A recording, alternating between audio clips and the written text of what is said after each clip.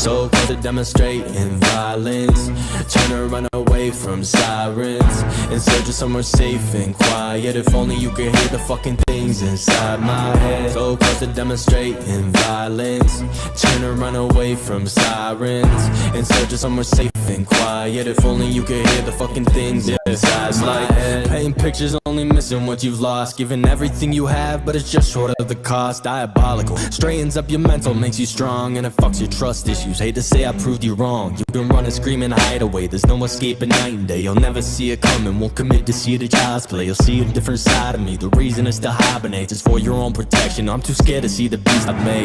We created and we never look back. Matter of fact, shut your mouth, don't come at me with that. Your lack of context is causing conflict, that's a fact. See you trying to change the subject, I'm not trying to forget. I'll forgive, but you'll never get the fucking chance again. We're not friends, there's no interest in making those amends. It depends on what the rock feel like breaking necks. Must be a lucky day, cause I ain't got no time for that, yeah. So close to demonstrating violence, turn and run away from sirens, in search of somewhere safe and quiet. If only you could hear the fucking things inside my head. So close to demonstrating violence, turn and run away from sirens, in search of somewhere safe and quiet. If only you could hear the fucking things inside my head. Taking over like it's army paper soldiers. Ain't gold, you wish you would. Shit's been harder than I'm hopeful. Went from open, getting closer, now I'm searching for some closure. Cause no matter how it gets, it's never worth it in the moment. Damn, running it back, one and the same, not a fact, be different. Under the stacks, knowing your brain is just sad to witness. What's the price to pay? Taking a stab when I said mind your business. Now I get to snap, smiling face, you think it's Christmas. Never had a better time with losing my mind.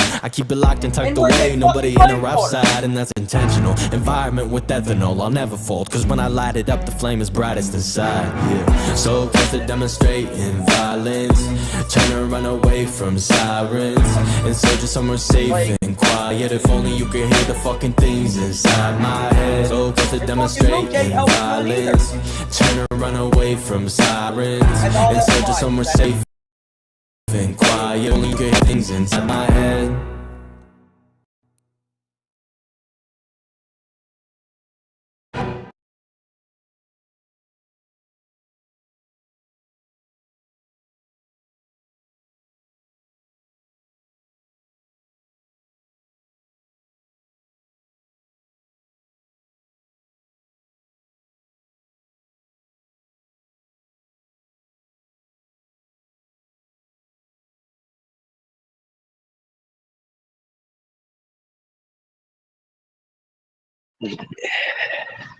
See, I ain't that far from things.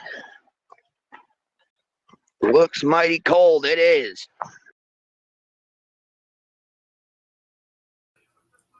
So, there's been some changes, okay? I can't exactly get what I'm looking for right this second, so I'm gonna have to take a walk to show you guys. So keep eyes out for that video. But things have changed in that area significantly. And yeah, we're going over to, how do you say that name? Kelly Sue. Ackernecht, missing.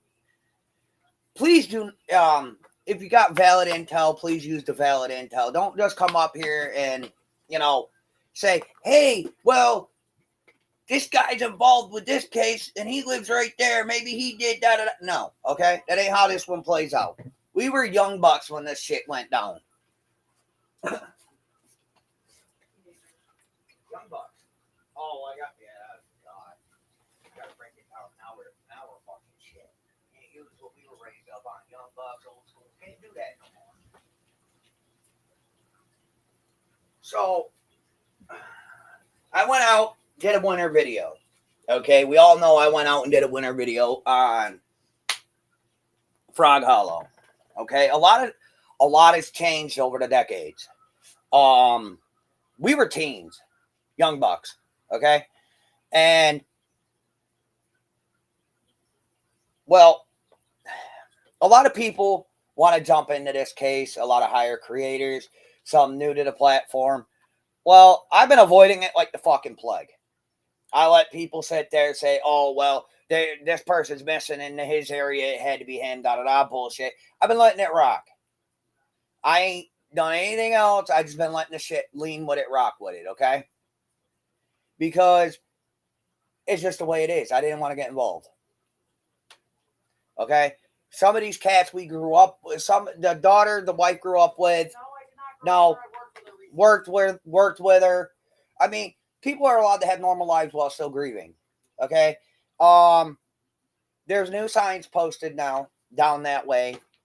Her missing poster. No, I did not remove it because I think that would have been disrespectful. Yeah, I am a respectful person. And the cats ain't got food in their bowls.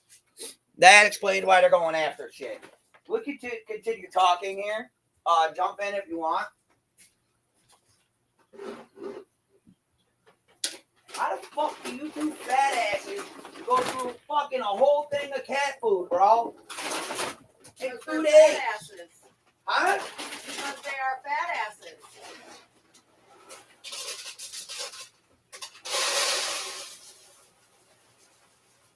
Y'all went through a whole fucking... Dude, I'm just gonna fucking put back the tray down. No, you're not. Like, holy fuck, you two went crazy. 2 damn days. Because they're fat asses. I just filled it 2 days ago. Well, they're fat asses. Holy God. Sorry. So, yes, there's been changes in that area. Okay? A lot of them. Between the mill not being used anymore, the bike trail being put in, the bike trail parking lot being put in, there's been a lot of different changes over there. I will wait until my youngin gets home and see if she'll take a walk with me over that way, and I'll put up a video showing you what it looks like now. If I could find a picture of what it looked like then, I'll put it up with it. But I can't right at this moment because I'm not, smart like that. But I'm going to play the one. It's 35 minutes. I'm going to play the video where I went down there in the winter. Okay? Went down over that way in the winter. I think this is from like 2 years ago. Let me see. No, this is from January 17th, 2025. 8 months ago. So, here we go. Oh, no. Before we get into this laggy ass video, I do have from September 5th, 2024, I have a YouTube clip of that. And I also have from our lovely Cheshire from July 3rd, 2022. A video on that. All right, so we're gonna watch these and see what info we can get, and then again, I'll go down and put my happy ass on the feet on the ground and take a look around.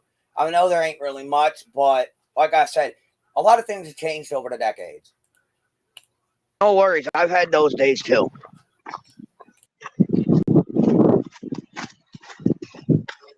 But yeah, so you guys remember the turtle pond I was telling you all about, right? Well, that's technically part of Frog Hollow. So, but it is cold. And for all you guys that don't get snow, here it is. Here's some snow. A whole bunch of snow. Why I'm doing this now of all times, I don't know. It's freaking cold. Oh, pretty sky, isn't it? Oh, wish the sun would be out more. It'd be a little warmer, but that is what it is. Thank you. It's a nice day, but it's still cold as brick. So, and I heard a lot of people don't like me very hot, so I'm gonna try to be nice. Try not to say my favorite words, which would be fuck. So I'll be nice about it today. This might not be a long walk. I sound like I'm gonna die over here, but it's fine. Ugh. Gross. I'll show you guys on, and I'll show you guys some of the trail, the Frog Hollow path. All right. So that way you guys can see every little thing that I see, hopefully. So, yeah, we got a little stream over here. The pond is up there. I'll show you guys the pond here. So, give me a moment. I gotta go up by a pond anyway to get to the path to go through. And then I'll have and then I won't be able to see your comment for a while because I'll be walking like this. But I'll show y'all. Whew, I'm fucking overwalking today. But there's some of the pond. Looks disgusting. But right here's the Frog Hollow Pond. Okay, guys? It's the Frog Hollow Pond. Not bad, right? Beautiful looking. You got some turtles in here, a bunch of turtles in here, a few dozen snappers, and painters that are wild animals, not like keepable animals. You live in Tennessee. I don't. I live in New York. See, I get this white stuff. But see, not bad. And if I stand here, you'll see that lovely house up there that says Frog Hollow. Don't know if you all can read that house, but right here, if you look on the Times Union, look up Frog Hollow. It'll show you that on the 27th of September of this year, they took a picture right here where I'm standing. Right here, right in this area. So, but that's the pond. This is Frog Hollow. Woo, not big. There is a path though. Though there is a path. Let me get up to it. So, and if you're from around here in this general area, you know about the place. You either walk by it or you. I don't know anything about Orion. I mean, A Ryan, not O'Brien. I don't know anything about A Ryan. Frog Hollow, this road here goes up that way. But here is the Frog Hollow path.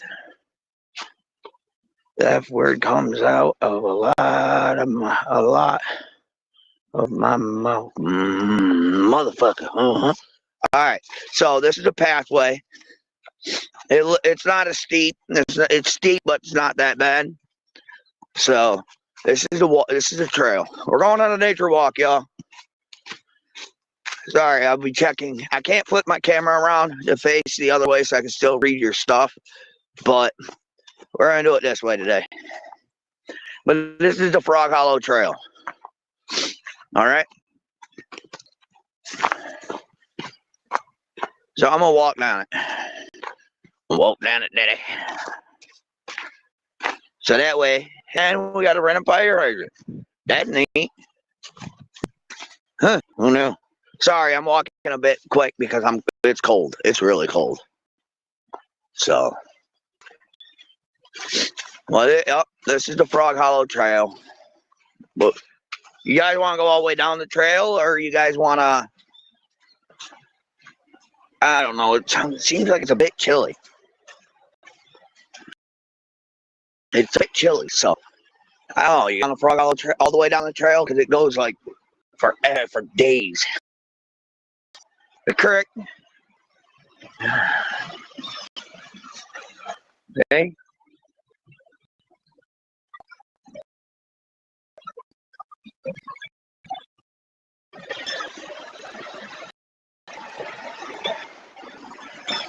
No, it's not yet. I just got out here. Actually, I might just have to stop. This place might be post now. In all honesty.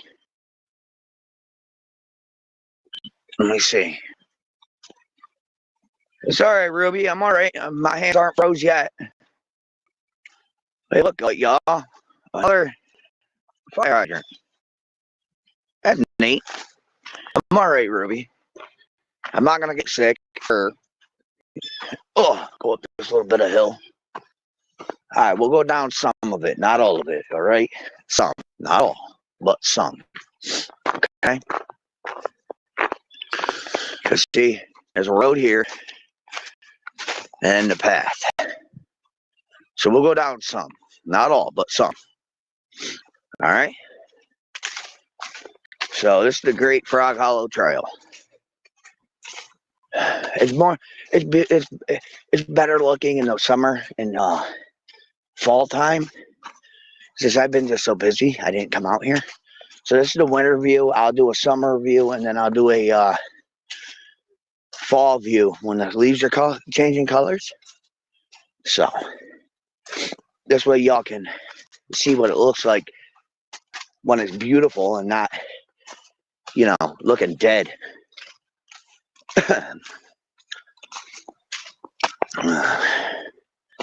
Oh, look, deer tracks.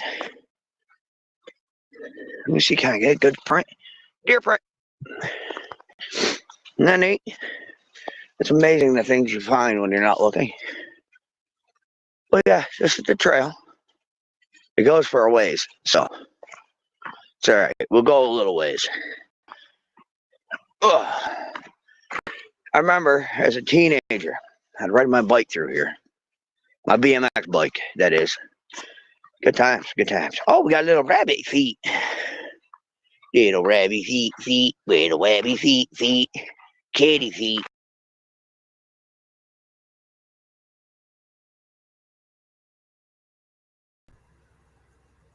Good morning, everybody.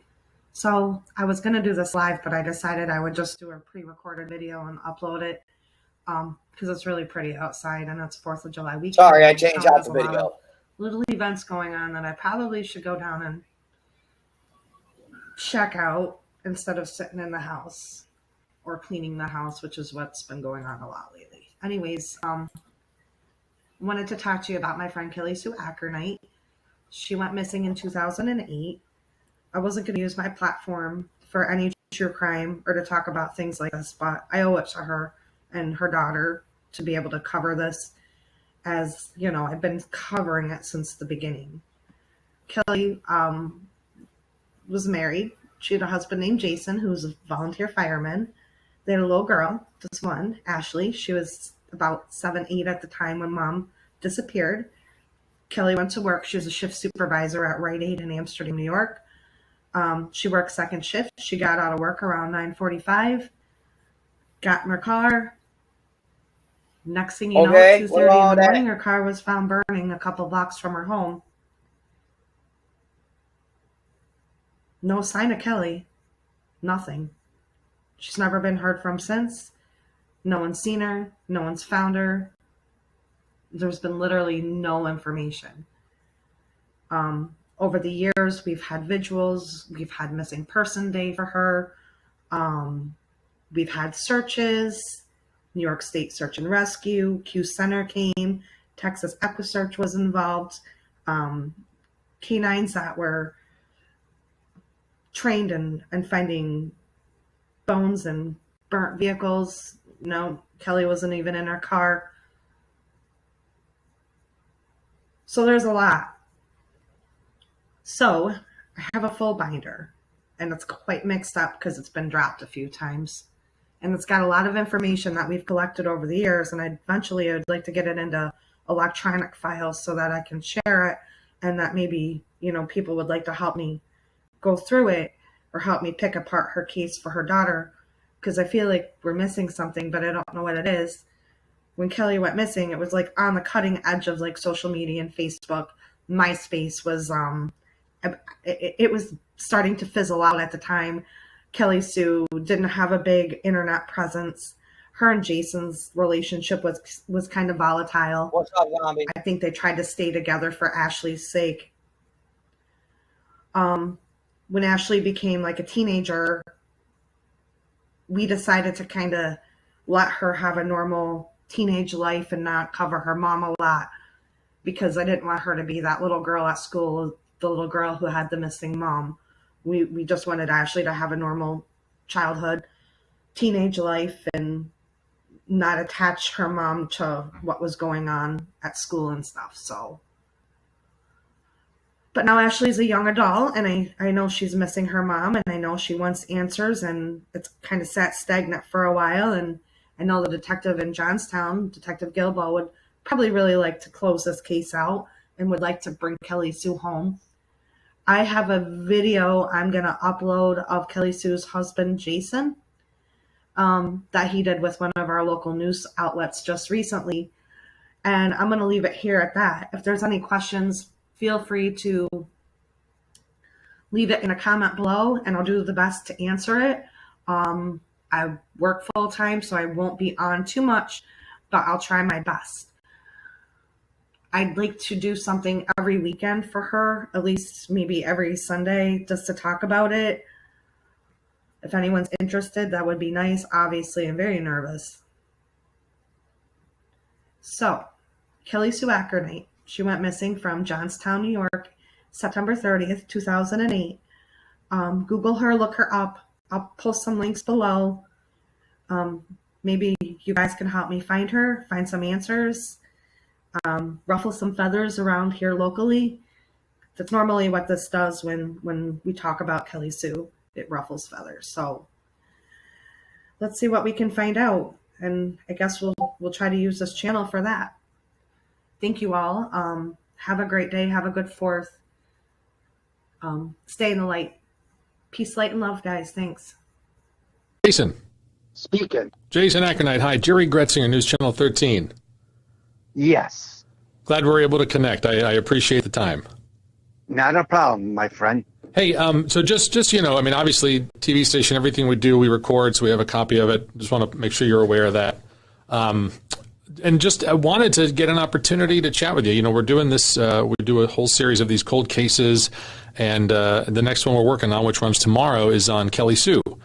Yes. And, you know, I'd spoken with the chief. I've done several interviews on the past, and certainly you're somebody who I wanted to speak to. And, we'll get right into it because I know your time is precious. But first of all, let me just ask you, going back to that time, I know right after it was a difficult time for you because, as often is the case, the spouse of someone who goes missing, everybody looks right at the husband or the wife and assumes that they must have had something to do with it. Talk to me about that experience, you know, and kind of answer what some of the things people were talking about at the time were. You know, if this is an opportunity to say to them, hey, here's what really happened. Are you there? Exactly. Oh, sorry. Yes. Well, what happened was I was sound asleep with my daughter, and my parents had to wake me up because the cops come knocking on the door at early in the morning. Yeah. And my stepfather come and woke me up and says, "Is Kelli Sue here?" I says, "No," because I haven't seen her. And I go, "Why? What's going on?" They go, "Cops are here. They want to see you." So I get up, get dressed, go to. They says, "Your car is on fire down at Frog Hollow." I go, "Excuse me?" So I go with them, and I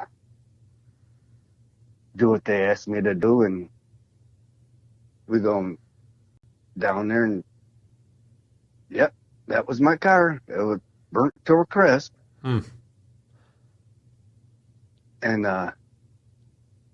when my daughter at that time, she wasn't even 7 years old. And what do you tell a 7-year-old? I had to lie to her that day because she had to go to school. And when she come home, sat down, told her that her mother didn't come home from work and we don't know where she is. And they investigated me, and I didn't have a thing to do with it. I was in the clear because I was sound asleep that night. And Dave Gilbo and I were in contact for days on end. And then I had to go get her paycheck that week. And I noticed something strange, but I didn't put two and two together until years later that half her clothes were done at work. You said she had clothes at work? Yeah. What would be the explanation for that? She was cheating on me with a coworker.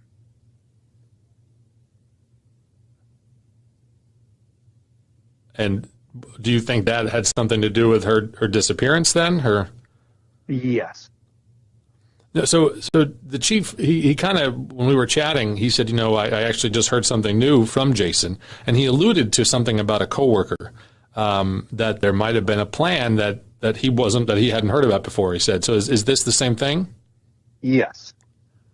So what's the story there? I mean, is there more to it that you're aware of, or? I've just heard from different people. I don't know their names or like anything, but I've heard from different people that she had an affair with a guy that she worked with, and would have her clothes missing and like this. That's what put two and two together. And you're saying the clothes were at the Rite Aid? Yeah, in Amsterdam, right there on Guy Park Avenue. Huh. I'll have to ask Chief about that. I'm sure this is something that they could verify if there were clothes found or otherwise. And at the time when she disappeared, the amount of her clothes that were in the drawers. I mean, did you notice at the time that there was some missing, or? Nope. And police, I'm sure he's got records if they went through and thought to look at that or not. But, let me, if you don't mind, and these are kind of the tough questions to ask, but, as I said, and you lived it, immediately after this, people looked at you and they said, okay, what did Jason do? What did he have to do with this? So if you don't mind, I'm just going to ask you straight out to answer the questions people had, and just answer as you would. The first one, did you kill Kelly Sue Ackernecht? I had nothing to do with it. Not at all. And that was my next question. Did you have anything to do at all with her disappearance, or do you know what happened? I have no clue. So, I've had a couple of people said, I don't think he did it, but I think he knows. And you're saying you don't know anything about it. Nope. What was I going to say? So here's something too. So how long were you guys married for? Well, long enough to have an 8-year-old daughter, right? Yeah. Yeah. So you knew her. I don't know exactly what your relationship was like. I know the chief said that there were other partners that were in and out of your lives over the years, but you had to know her pretty well. So with the knowledge you had of her, what's your gut telling you today? Is Kelly Sue alive and out there and decided to just disappear and start over? Or do you think something happened to her? I think she just took off and started her life over again. So you don't think there was any foul play? You think she just decided she needed a restart? Yeah. What, let me ask you about your daughter. I spoke to her, and she was very well spoken about her emotions of that day, but she said there is no perfect answer for her, because either she finds out that mom was killed, or she finds out that mom up and left and never came back for her. And I know there's been some strain, some stress in your relationship between the two of you, but how as a father what message would you give to her to try to help her deal with whatever the outcome would be? I've talked to her a few times, and I've told her that her mother and someone she worked with, they took the night, from what I was told, they took the night deposit and took off out of town. So that's part of the other guy you talked about from Rite Aid. You're saying that Kelly Sue and that person took the night deposit and disappeared together? Yep. Huh. Any idea who that person was? Because I'm assuming there would be another individual who would, has kind of disappeared. I have no clue. I have no clue who he was. And you've gotten this information just from other people who've talked to you over the years, or? Yes. All right, I'll have to talk to the chief about this. So, I don't want to take up too much more of your time. I appreciate you doing this. I wish we could have, connected in person, but I know you're busy and it's hard for us to get out to Johnstown too much. But again, there was such a focus on you initially, and for several years, that had to be difficult. It had to be hard to move on. Do you want anything else you want to say to people who were just so convinced you were involved at the time, and explain to them how you weren't, and how you've tried to rebuild your life after that? Well, I went to counseling because of all of this, because I had nothing to do with it. And not only that, I was going through had a medical condition because I was going through seizures. That brought on by this whole ordeal? Well, I had that before. Okay. And I also had brain surgery.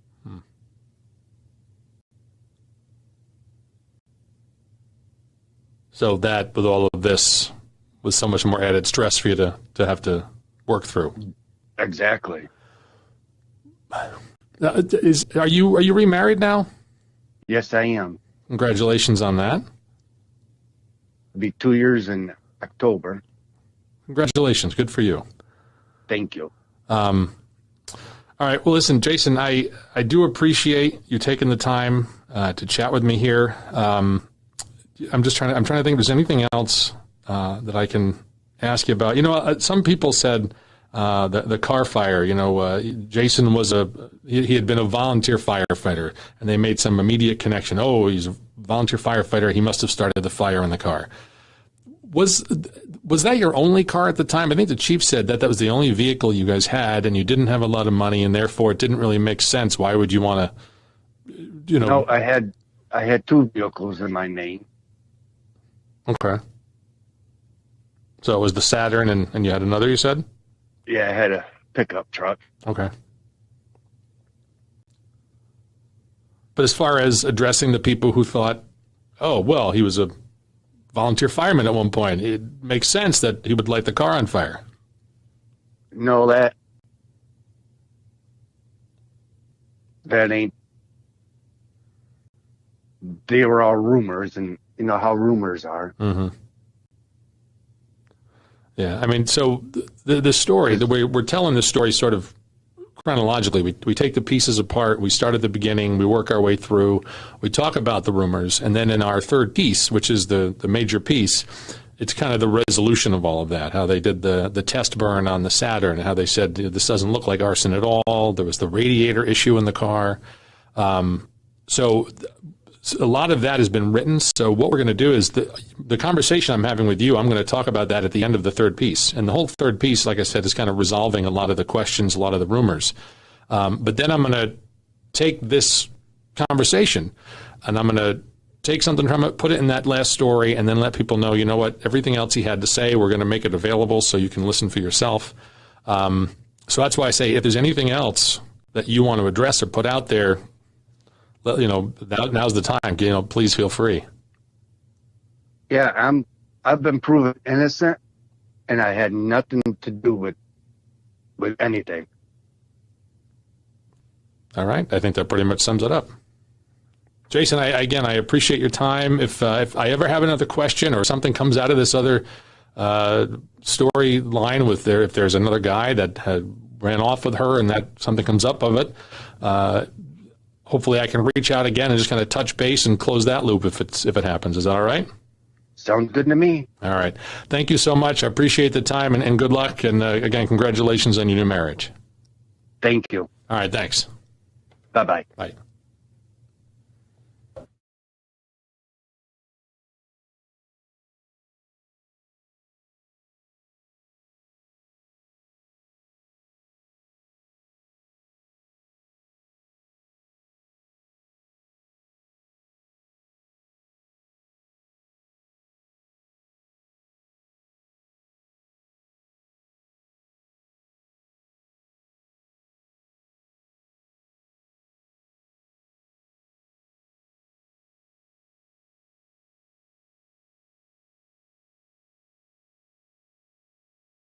Fulton County District Attorney and Sheriff. Formerly a judge, and he knows a little bit about how these things go. Mohawk Valley.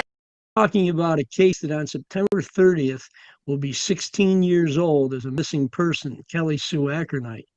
The case originated in Johnstown, and the chief is going to walk us through the case, and we're looking for anyone who may remember anything about the situation or have any viable leads, and they can call the Johnstown Police Department, and at the end, we will provide you with the phone number for the Johnstown Police Department in Johnstown, New York. It's a local case, but it starts kind of in Montgomery County, the next county to Fulton. So, Chief Gilbo, thank you for being on today. I appreciate it. No problem. Tell us how the call originally came in and the police involvement and then the circumstances. The basic call came in. It was from one of our patrol officers who was just on routine patrol. He went into an area of Johnstown. It's a Chestnut Street address, but locally it's known as Frog Hollow, just an area by a rail trail and part of a stream. So when he comes across one of the bends, he sees that there's a vehicle on fire, and that's how the call starts. This was September 30th, 2008, approximately 9:35. We backtracked to when she was last seen. The actual call came in October 1st, 2008. It was 1:53 in the morning. That's when the officer reports the car on fire in the area of Chestnut Montgomery Street. We actually, at the time, they were just thinking it was a vehicle fire. A couple between the fire department and the police department, they were able to identify a couple plates that were on the vehicle. There was a volunteer fireman's plate, and one of the firemen recognized it as possibly Jason Ackernight, who is the missing person's husband. They thought it might be his vehicle. Patrol officer followed up, and we were able to confirm that it was his vehicle. Once we found out she was last in Amsterdam, New York, she was working at a Rite Aid on Route 30 in Amsterdam, and she left work approximately 9:35 and was in the parking lot waiting to get into her vehicle. And she had walked out with one other employee after they locked up. And that was the last time anybody's seen her to this day. We've had 2 reports out in western part of New York State of a possible sighting of her. We've investigated to find people that look very similar in size. She wore glasses, so that was all looked at, and it come out to be just people visiting relatives. So far, like I said, after she was working as a shift supervisor, she walked out of the store with her coworker. They locked it up. The coworker gets in her car. She sees Kelly Sue facing in a southerly direction, like she might have been waiting for somebody, but she wasn't sure. In the center of the parking lot, the coworker gets in her vehicle.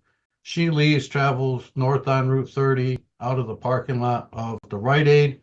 And after that, she was not sure whether she actually left the parking lot or which direction of travel she would have traveled. After we found out during the investigation, obviously we were looking at why the car was on fire.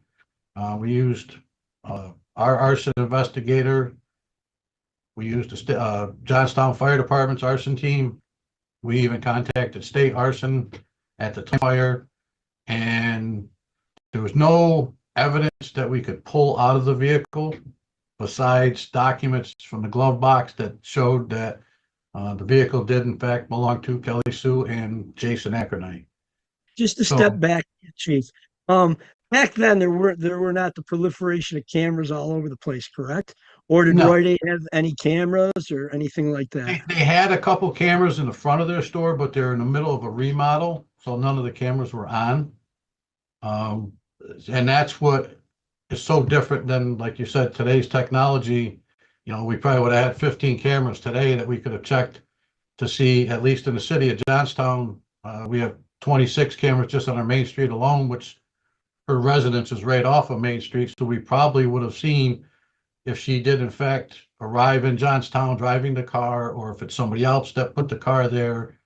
And that's where the biggest problem has come, is you have basically a 15-minute, maybe 18 minutes, depending on which way you travel from Rite Aid in Amsterdam to the city of Johnstown. So there's no reports ever to us that I have on record of anybody ever seeing or claiming to see a vehicle matching her description, her vehicle's description, or even her, you know, during that night or anything else. We've interviewed 300 and about 300 individuals, and probably a total of 1,100 interviews have been conducted through leads. Right now, we're over 450 leads on this case.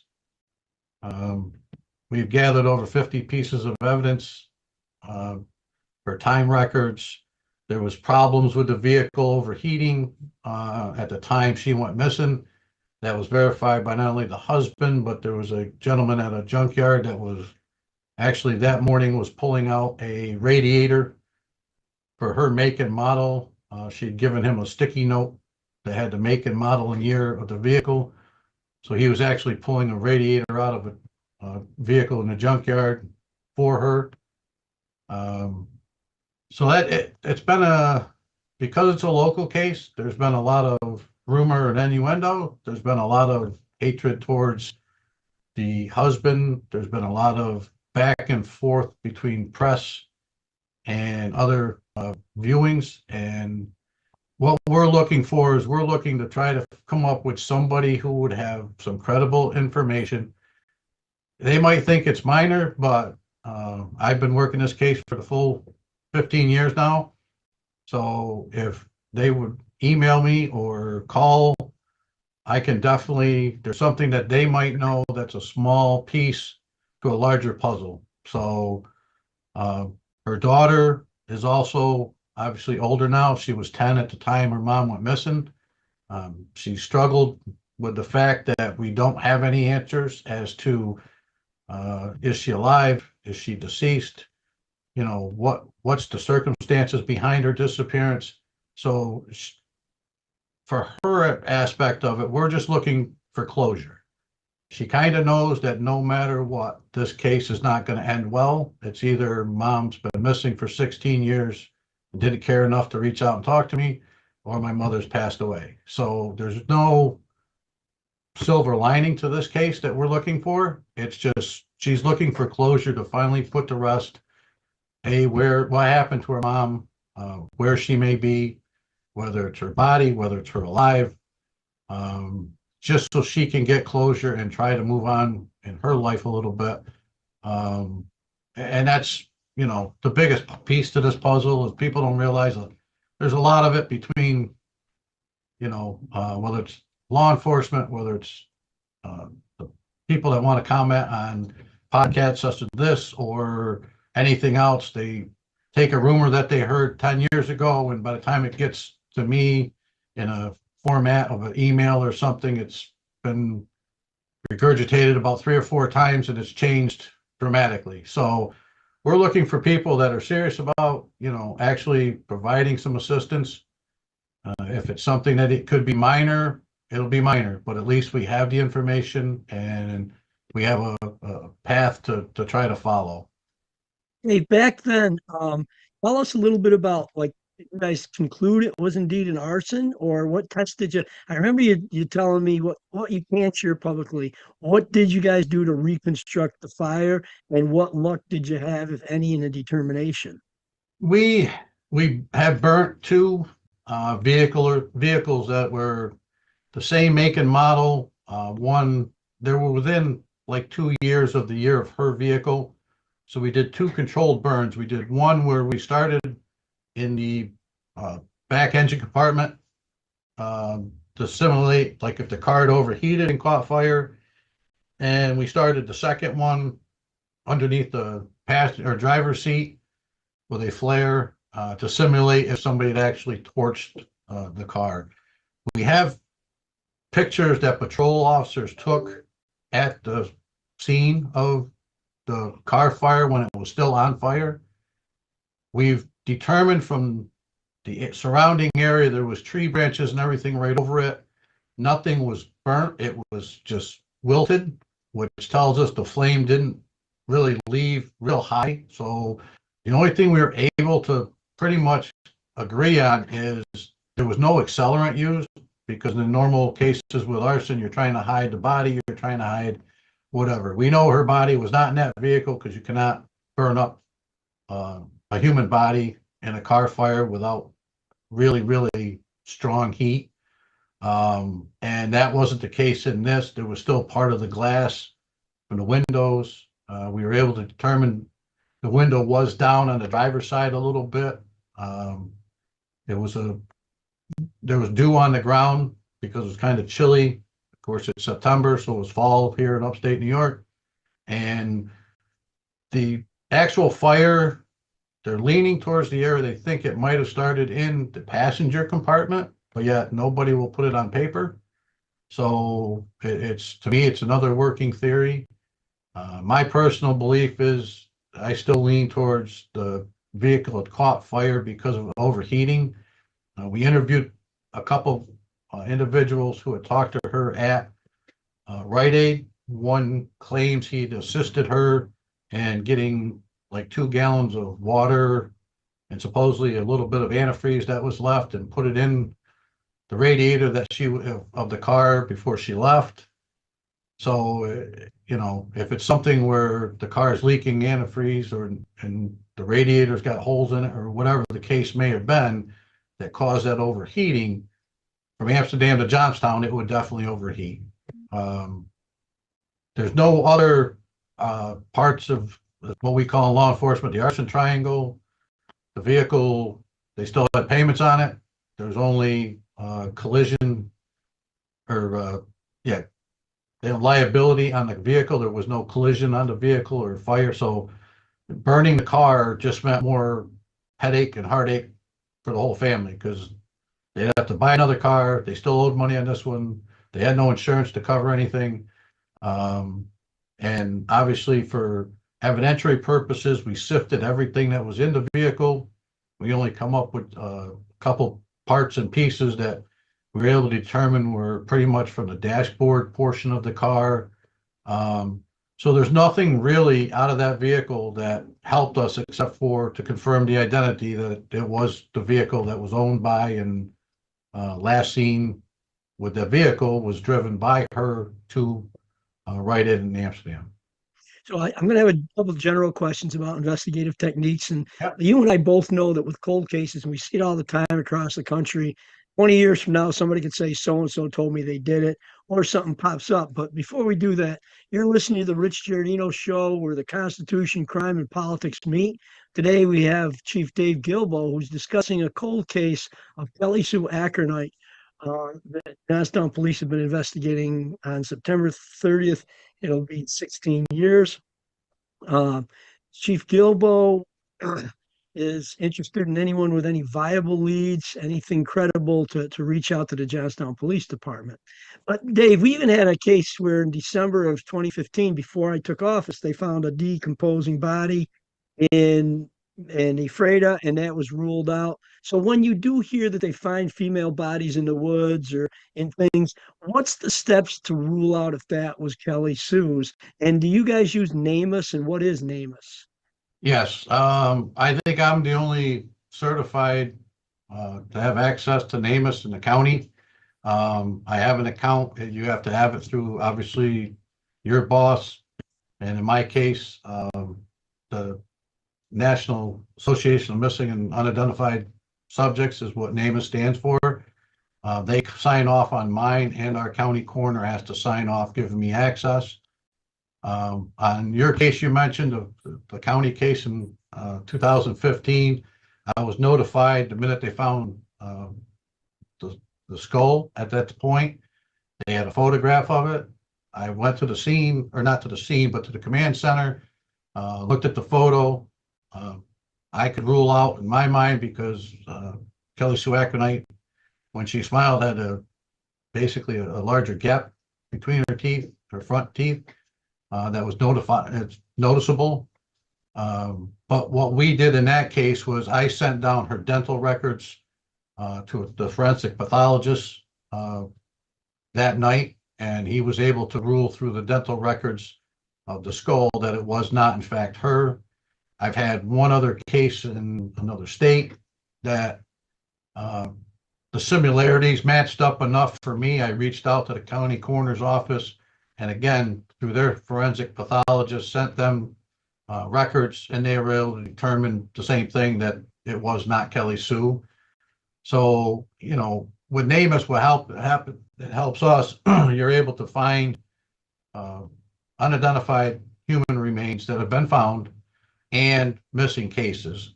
So in the case of Fulton County's case, where the remains were found, once I found out it wasn't Kelly Sue, I returned to my office and printed out probably 15 to 20 cases out of NamUs that either state police or other agencies were saying, hey, it might be this one, we've had a cold case, this person's been missing for so long. So I pull those cases so that, again, they could check between records, they could check, it's like the Fulton County, they didn't really know the estimated time of death. They didn't think it was that long back, and it actually, the remains come back that it was prior to Kelly Sue Ackernight's missing. So again, we've obviously shared information on that, trying to see if there's any link, because maybe the remains that were found in Ephrata was a first person that might have had contact to somebody that had contact with Kelly Sue. So we've been looking at all aspects of that. I get complaints of serial killers all the time. One in Alaska came up because of ties to upstate New York on a couple of cases. I was able to verify with the FBI Alaska that he was in fact in Alaska at the time of her disappearance. So we were able to rule him out. That was Israel Keys, because that name comes up a lot in upstate New York, with a couple bodies being connected to him through his travels. And they had done an extensive background with plane records and flight recordings and everything else, and even the receipts that were found that he purchased, like in the Kelly Sue case, there was a receipt where he was at a hardware store at like 8 o'clock in the morning. So there's a lot of things that we could get to rule out. It's just I can't rule locally. I can't rule anybody out as a suspect 100%, because there's always something there that it's not definitive. Like I said, the husband takes a lot of heat, which we've basically interviewed him repeatedly. He still contacts me probably on a bi-monthly basis, asking if there's any new information. We've talked about, he's given DNA, he's turned over his computers and electronics, which back in 2008 didn't mean as much as it does now. The cell phone records was basically what we would call a burner phone now. It was just a cheapest program that you could get, and the records were not very accurate. There is no GPS off of different towers that you could ping their movements and everything else.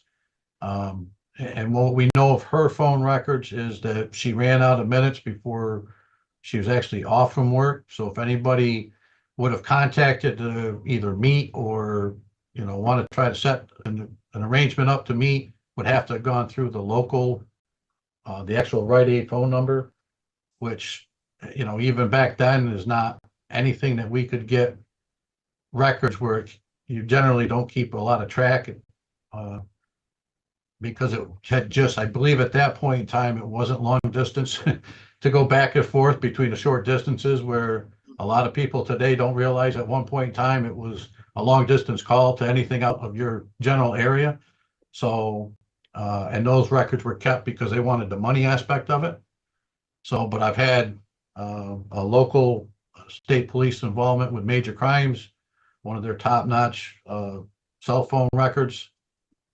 He's looked at it, started laughing at first, and then realized that there really wasn't much to go on there.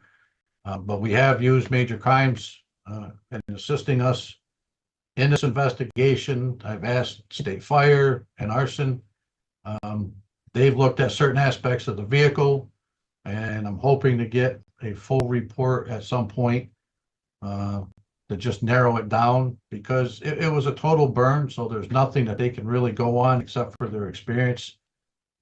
We've held meetings with the forensic units, chief executive, who actually worked in your office part-time for a while on a per diem basis, and all the car fires he saw in upstate New York and New York State area. There's no way, he said, that that's arson. And that was basically the only the full, accurate conclusion that you can make without, the rest being some type of a theory or, a guesstimation or, best case scenario. So, and that's what caused some rift in the community too, because obviously you have police there, you have fire there. Fire department says it's arson. Police say, we don't think it's really arson. We're looking at a different angle because there was nothing to gain from burning the car. And again, we went back and forth. Why is it arson? Because she's missing. Okay, if I find her, can I charge her with arson? Well, no, because she's not missing. So, there's a lot of time that was spent back then, and even continually.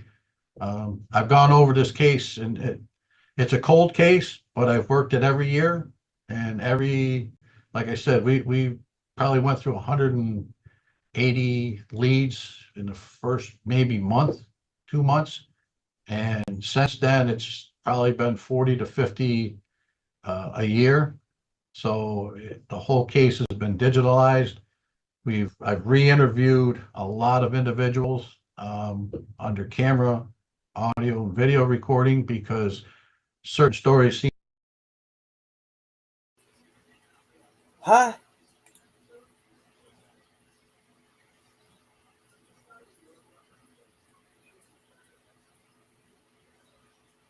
Well, that makes two of us. That's why I'm going over this now. With permission.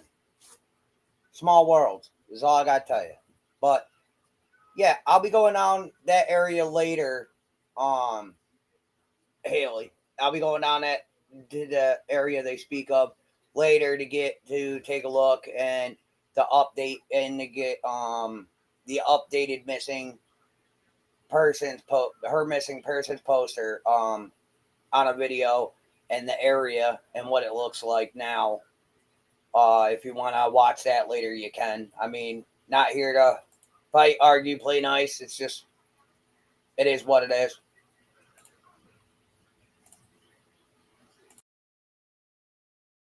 Seem to change as the years go on. And you have to shake your head and say, well, why didn't you say that back in 2008? So, and that's why I said that's what makes these cold cases difficult, is a lot of man hours, it's a lot of pounding the pavement, and you'll get a lead, you think it's something, and you trace it, and you start interviewing 15 to 20 people around a person to find out that they were talking a whole different year that wasn't even a year that's possible. We get people just wanting to say, I have information on the Kelly Sue because they want their criminal charges dropped, and they give a name, and the guy was sitting in Fulton County Jail for 6 months around the time of her disappearance. So it's obviously not him that's involved, but they just think if they throw out a name, they'll get a lighter sentence. Looks like the old game when we were kids. So I got a secret, and you start at one person. By the time it gets back to you, there's some grain of truth in the beginning that yeah, they knew Right. Kelly Sue, but that's about it. And by the time it gets back, it's regurgitating the same stuff. No credit card use back then that you could find. Nothing since then. Did you guys do search in the area? Or cadaver dogs or searches or anything at that Yeah, time? we searched the whole area. We searched the uh, creek bed from Johnstown all the way down over 3 miles. They walked right down the center of it. Get it a little deeper in certain areas, but just looking to see if maybe because it was runs behind her house, the Cadetta Creek. So we've checked all that. We went through with cadaver dogs. We went through with aerial. We had search teams go through it after, and and again, it's the standard I see in a lot of the cold cases. Oh, we found her purse. No, it's a bowling bag. We found her work smock. No, it's a hooded sweatshirt. So when you when the public hears, oh, they found her purse, they found her smock from work, from Rite Aid, they think that's the truth, and that never goes away because nobody realizes when they actually get there to collect all this supposed evidence, it's a bowling bag, and well, what happened to the bowl? Well, we threw it out. Okay, well, why'd you throw it out if you found it? So there's a lot of things. We've gotten a standard. She's buried under, concrete in the garage. Well, their garage is a wooden floor. It's not, it's a shed basically at the end of their driveway. And again, it's a wooden floor, but yet people are bound to determine the only concrete that was poured at the Ackernecht residence was probably, I want to say 2009, 2010. It was two sections of a sidewalk that was replaced because it was actually one of the family members got injured because they tripped over it because it had heaved up in one section. But that's somebody it. sees somebody Yeah. pouring cement and automatically. Another question is with you when you guys delve into this, so there's basically, is it fair to say there's like three theories? Either it was somebody that knew her and had to know where she was when the car stopped, or it was somebody who didn't know her that just picked her up, or she just herself disappeared. And that's probably the least likely of them, her taking off on her own, you think? Yeah, At I mean, this we stage? looked at, there was at one point a time where she had a couple affairs on the husband. Everybody made that to be the big issue, why it's appeared, but yet he knew about that. He was giving me names of people that she had an affair that dated back to like late 2006, early 2007. So it's like you already knew it. And again, we've looked into all of those, and some of those guys were still expecting to see her if she showed up at either the bowling alley or other places where she would know these guys are at. And if she wanted to meet somebody after work, that's where, if she would go into the bowling alley, talk to somebody that was there, whatever, and then go home. So, we've looked into all that, and when somebody says, well, it was somebody that she was talking to or seeing, okay, well, who? Because there are more than one. And then you hear a name and that's somebody new, and then you track that down, but yet they weren't in the area, they hadn't seen her in probably 3 months. Like the last one I talked to, he hadn't seen her like 2 months before because he had a new girlfriend, so he didn't want anything to do with her stopping by his house.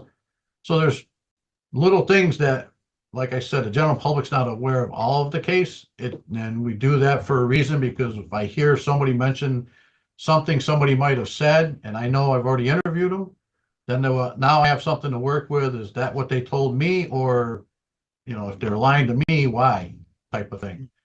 So, but we've checked all that. Like I said, I've even brought, and a lot of the digital files have been turned over to the state police, major crimes, because I wanted somebody to look at it besides me, to see where errors were made, what wasn't followed up on, what should have been followed up on.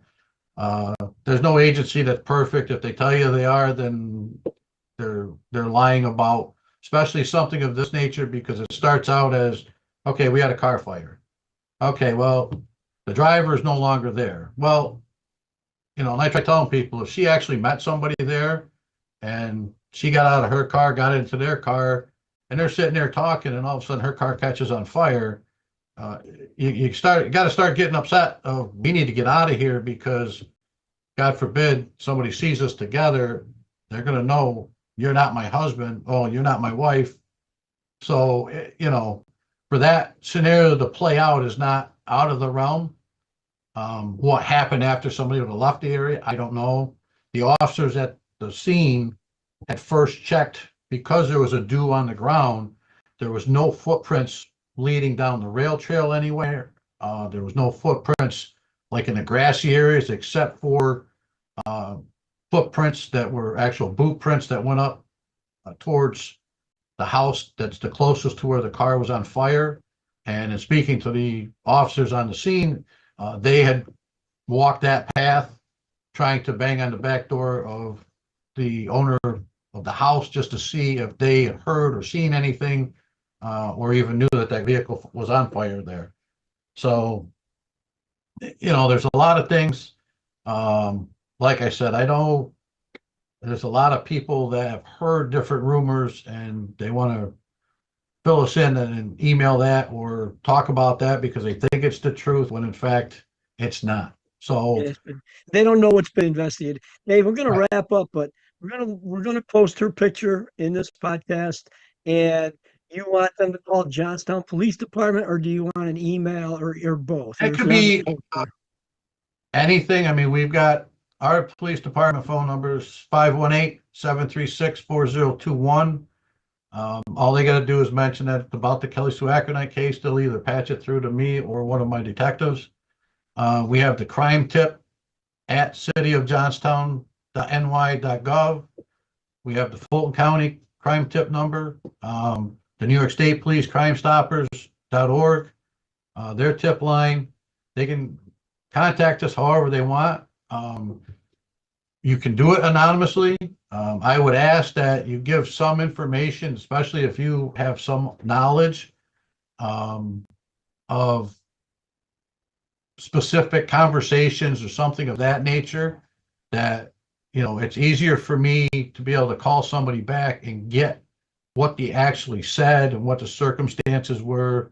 We've had information where people make comments and they're at a bar, so I'll talk to a bartender or another friend that was with them and be like, yeah, he didn't know what he's talking about, he's drunk, he's trying to act like he was some major crime investigator. And so there's certain things that I understand people want to be anonymous, but I mean, after 16 years, it's pretty much anonymous now.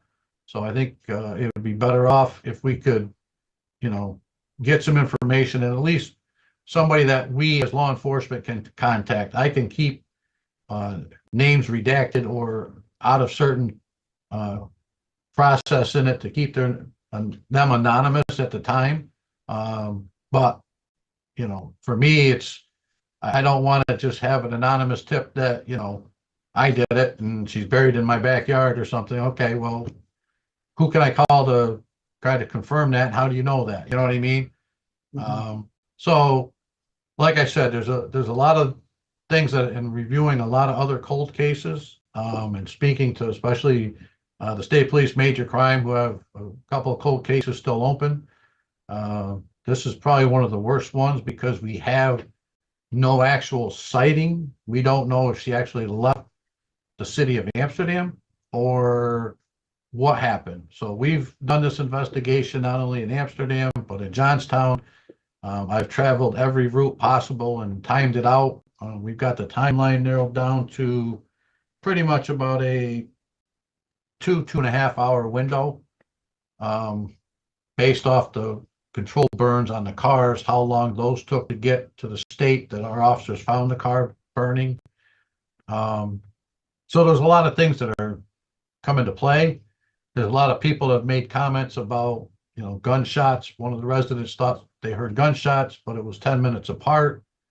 That actually became important, even though it's not gunshots.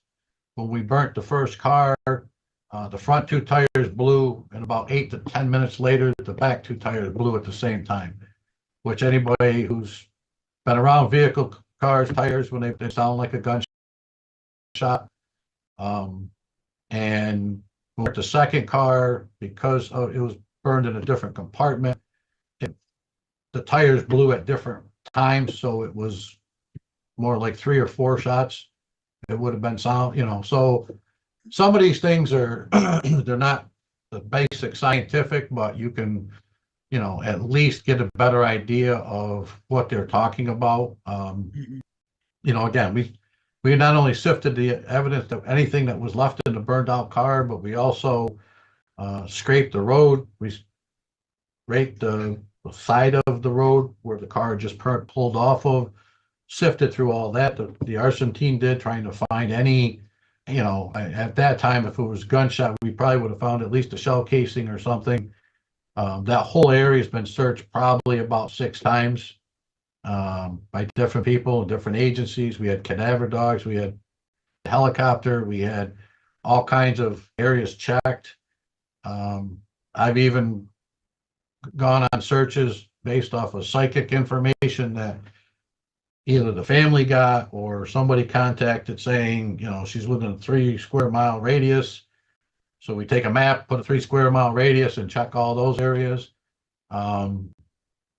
There's a lot of things that I'm not against doing. I know a lot of people aren't big on the psychics, but I've seen where that has led to some strange findings before and other cold cases. So I am willing to try anything. At this point, we're just looking for, in my own personal opinion, I believe there's at least 2, if not 3 people that know exactly what happened that night. Mm-hmm. So what I'm going to do is when we post this show, we'll ask everyone to share it. It's important locally, but cold cases are important across the nation. And every year, dozens of cold cases get solved through all kinds of leads. I want to thank you for staying on the case. I think people have to understand it's more for closure of the family, even if we can't get a prosecution out of it. Just determining if the person if Kelli Sue is deceased, if she's alive, and having closure. That's what most important. The other thing I noticed, Dave, is I don't see any photographs of me on your walls or my podcast, so I can send you one so you got some in the background. Yeah, you might have to put one so I can put it on there. So I appreciate it. This has been Rich Giardino with Chief Dave Gilbo of the Johnstown Police Department on the Kelli Sue Ackernecht cold case. Please like, share, and subscribe on YouTube, X, Apple, Spotify. We appreciate it, and please share this podcast so we could find some leads. Thanks a lot, Dave.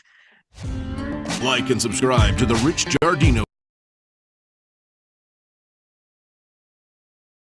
New lead in a 2008 cold case brought investigators to a home in Johnstown. Police were searching for evidence tied to the 2008 disappearance of Kelli Sue Ackernecht.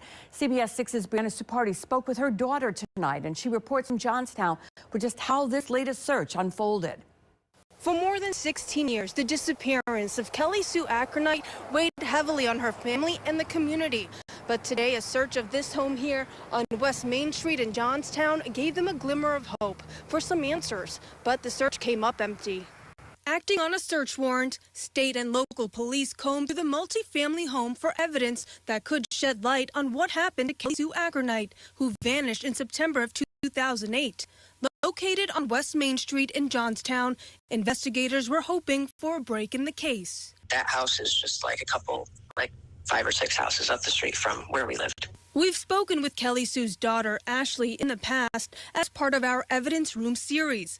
On Monday, she told us that police contacted her in the morning, letting her know about the search warrant. Though the home is located near the home she grew up in, she says it's the first time she's hearing about it. It's not familiar to me at all. It's apparently a home of a possible boyfriend of my mom's at the time. That's really the only thing I know. Do you know if the person still lives in the home? He does not live there anymore. I'm not sure where the person is currently at the moment. Do you know the person's name? I do not know, no. Police were seen at the home for hours, but Ashley says the search yielded no new evidence. With anything like this, I'm hopeful for some sort of answer, so it's a little disappointing, but I just hope that it brings more attention and then makes somebody want to speak up. On September 30th, 2008, Kelli Sue Ackernecht vanished without a trace. Around 9:30 p.m. that night, she closed up the Amsterdam Rite Aid where she worked. She and a coworker then walked out to the parking lot before going their separate ways. A few hours later, around 2 a.m., her charred car was found near the family home in Johnstown. I reached out to state and Johnstown police for more details about the search of the home, but I have not yet heard back. Despite coming up empty today, investigators say that every lead counts. They urge anyone with information, no matter how small, to contact them. Reporting in Johnstown, Brianna Supardi, CBS 6 News.